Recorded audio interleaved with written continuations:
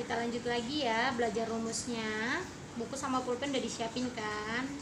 Seperti video-video yang sudah diupload terlebih dahulu, kita tinggal ngikutin rumus hurufnya aja. Sekarang rumus huruf A.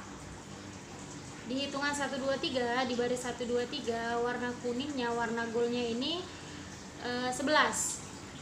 Udah. Berikutnya untuk di baris 4 sampai 10,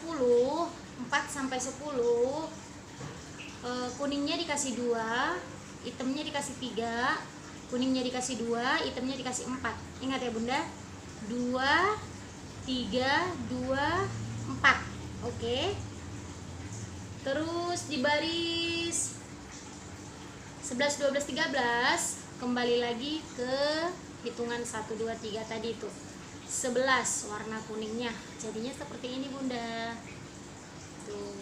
Terima kasih Bunda, semoga bermanfaat.